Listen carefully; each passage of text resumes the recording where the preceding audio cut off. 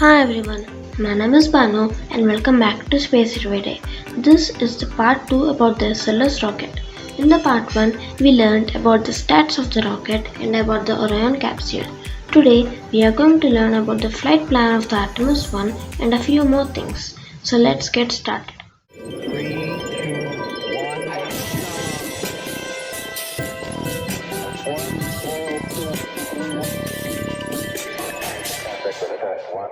This is the flight plan of the Artemis 1 mission.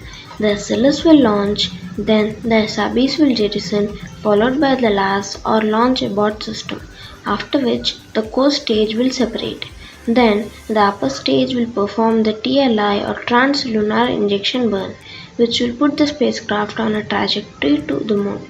After the burn, the upper stage will separate from the Orion ESM and CM or European Service Module and Crew Module. After a few days, the craft will perform some correction burns.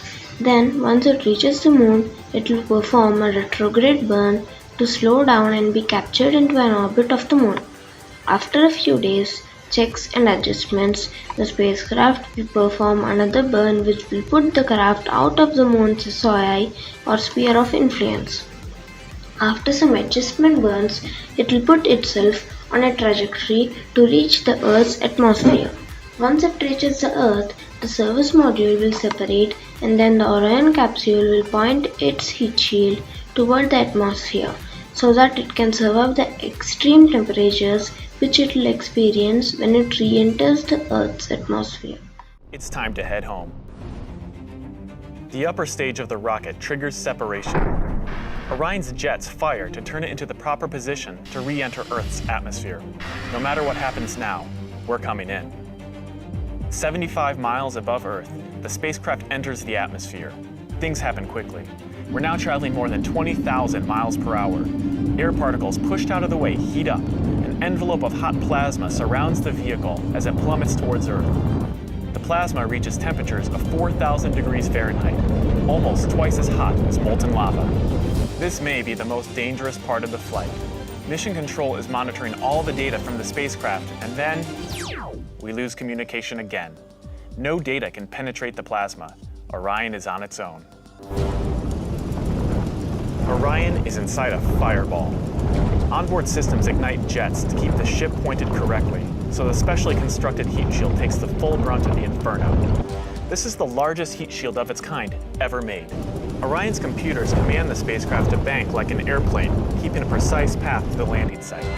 Even though we've slowed from 20,000 miles per hour to about 300 miles per hour, we're still traveling amazingly fast. We must slow down to safely land in the ocean. Luckily, we have parachutes. Specially designed for Orion, the parachutes help us hit the brakes, but not too quickly.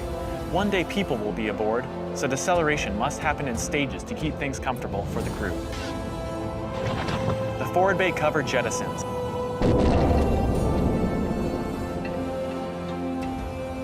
Two drogue chutes deploy and slow the returning spacecraft down to 175 miles per hour.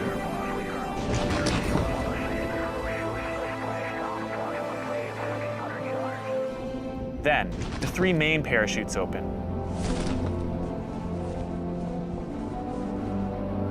Once fully engaged, this canopy would cover an American football field. It takes parachutes this size and strength to slow our descent to 20 miles per hour, and then splashdown. After re-entering and reaching a certain speed and height, the capsule will deploy its drogue chutes which will slow it down by a bit. Then, a few minutes later, the drogue chutes will detach and the main parachutes will deploy. These chutes will slow down the craft by a lot, resulting in a soft touchdown in the ocean. Orion also has the largest heat shield ever built. This Artemis 1 mission will be uncrewed. If the Artemis 1 is successful, NASA has already planned for the crewed missions from Artemis 2. Artemis 1, 2 and 3 will use the Block 1 variant and the Artemis 4 will use the Block 1B variant. The Block 1 variant will be able to carry about 95,000 kg to LEO and 27,000 kg or 59,500 pounds to TLI or Trans-Lunar Injection. The Block 1B will be able to carry about 40,000 kg or 88,100 pounds to TLI. The Block 2 will be able to carry 130,000 kilograms or 290,000 pounds to low Earth orbit or LEO, and about 45,000 kilograms or 99,000 pounds to TLI. For every SLS launch, it will cost more than 2 billion USD, which is just extravagant compared to SpaceX's Starship rocket, which just needs 2 million USD per launch. This means the SLS costs 1,000 times more than Starship.